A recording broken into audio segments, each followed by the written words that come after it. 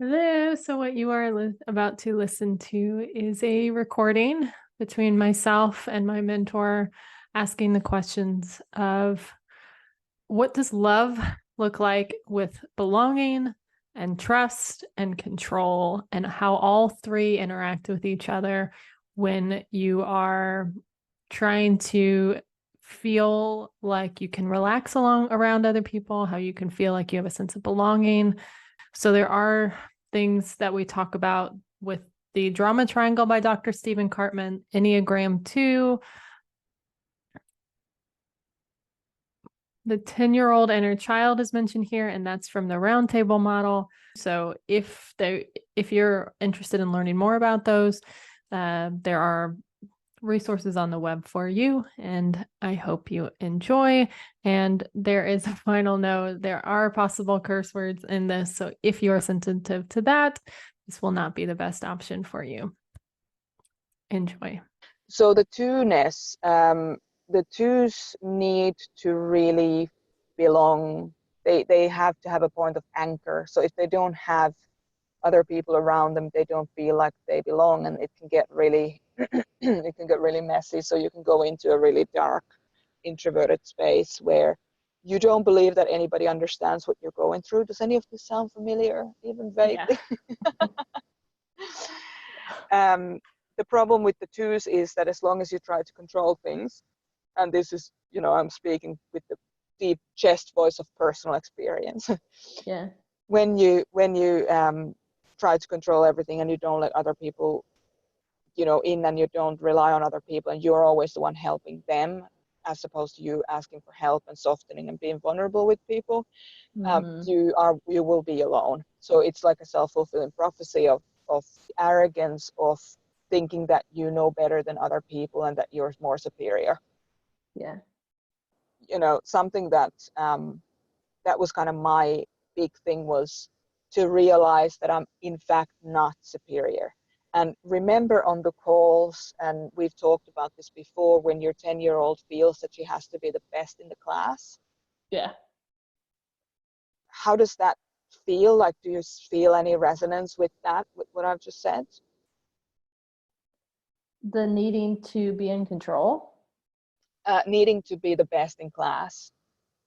Yeah. The need to feel superior so that you can feel safe.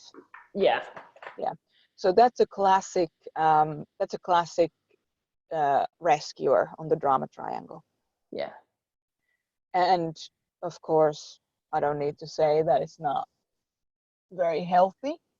The benefits of that is, when you do move into the empowerment dynamic from that drama triangle, is that you can become an excellent coach, but you need to understand that, or a mentor, but you need to understand that you're not superior. But what is interesting about that, the kind of the dynamic is that we, when the twos are unhealthy, we want to be put on the pedestal because we want to be appreciated for what we're doing for other people.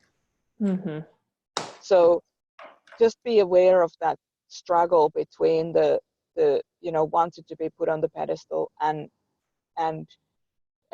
recognizing that actually being on the pedestal will fuck your relationships up on the long term. It just won't work. I've definitely in the past, I've seen myself wanting to be on the pedestal. Yeah. From one INFJ to another,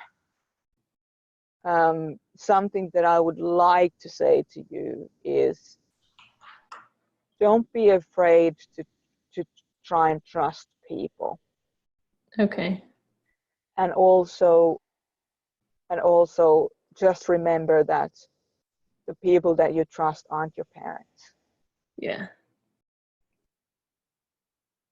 Once you start to get into the kind of things are going to shit with this person, it's very easy to keep projecting. You're probably already projecting your parent stuff onto them. This is a something I see with both INFJs and type 2s separately. So if you're an INFJ type 2, you are very likely to be doing this. I'd put $1,000 on it. Okay.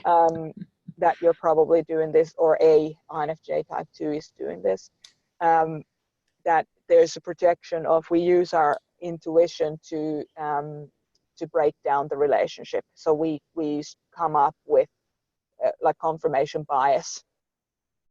We come up with explanations on the other person's behavior and make it that they are behaving that way, whether they are or aren't. Yeah. So we need to get off that high horse and just go like, I don't fucking know why this person is behaving like this. They're not my mother. They're not my father. Why don't I just ask instead of fucking speculate and think that I'm right? That's the key in those situations. Okay. Questions? I'm pretty good for right now. I had a dream that I missed the call. Oh shit. and then in the dream I like called you, and in the dream you still said no. Like fuck you. So. How's that for your subconscious telling you that you're really wanting to trust people, or a person, because I'm just a representation of a person that you can trust probably. Yeah. And then going like being rejected. It's like, no, you're right. Focusing on something else. Like, yeah. Look, I'll always talk to you if I can. Yeah, I appreciate that. If I yeah.